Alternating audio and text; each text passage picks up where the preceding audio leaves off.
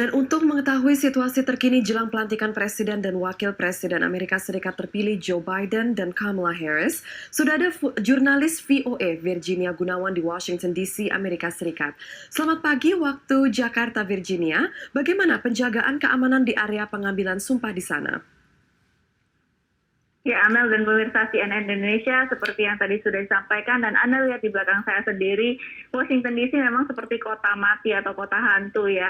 Biasanya kalau misalnya menjelang upacara inaugurasi itu banyak sekali orang-orang yang berkumpul di ibu kota, mereka datang dari berbagai penjuru Amerika untuk datang dan memberikan semangat atau memberikan ikut turut serta menonton presiden baru mereka untuk dilantik. Namun kali ini tidak demikian. Penjagaan yang luar biasa terlihat. Kami sempat bertemu dengan beberapa National Guard 25.000 yang ada di Washington DC dan juga aparat keamanan dari National Border Patrol atau patroli perbatasan. Lalu tadi juga ada aparat kepolisian dari Washington DC, polisi lokal setempat, juga ada dari National Park atau Taman Nasional yang punya polisi yang menjaga di daerah-daerah di Washington DC ini memang diturunkan untuk menjaga keamanan menjelang upacara inaugurasi.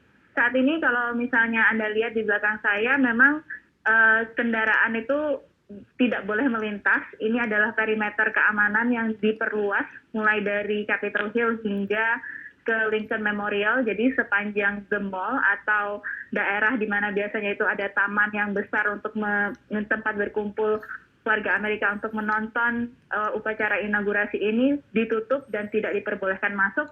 Juga dengan perimeter lain seperti di daerah-daerah dekat White House atau Gedung Putih itu tidak bisa dikunjungi oleh warga Amerika atau warga Washington DC yang ingin melihat kegiatan dari Presiden Joe Biden dan keluarganya.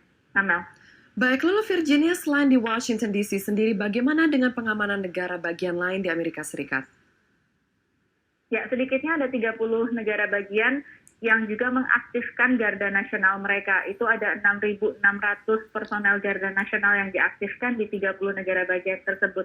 Mengapa? Karena FBI sempat memberikan imbauan atau peringatan kepada ke-50 negara bagian yang ada di Amerika Serikat bahwa adanya kemungkinan akan ada ronde kedua dari kericuan yang terjadi pada tanggal 6 Januari kemarin. Beberapa gedung Capitol atau gedung DPRD di negara-negara bagian tersebut didatangi oleh demonstran para pendukung Donald Trump yang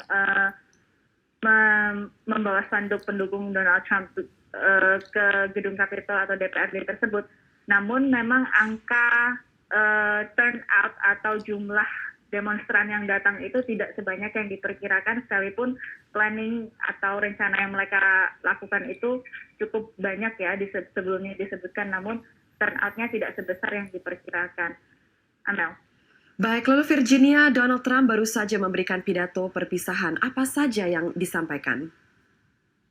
Sekitar 2,5 jam yang lalu, Presiden Donald Trump ini memberikan pidato perpisahan yang mana ini cukup mengejutkan ya, karena setelah seminggu lebih itu tidak muncul di publik dan tidak punya platform lagi, karena seperti yang kita ketahui bahwa sosial media account atau akun-akun media sosial Trump itu seperti Twitter, Facebook, dan YouTube yang selama ini menjadi megafon dia untuk menyampaikan pesannya kepada warga Amerika itu diblokir oleh raksasa teknologi tersebut. Nah, dalam pesan perpisahannya kali ini, Trump meng-highlight atau menggarisbawahi beberapa pencapaian yang ia lakukan selama masa pemerintahannya ini, termasuk beberapa kebijakan luar negeri terutama dengan negara-negara Timur Tengah, di mana ia berhasil menormalisasikan lewat perjanjian Abraham Accord.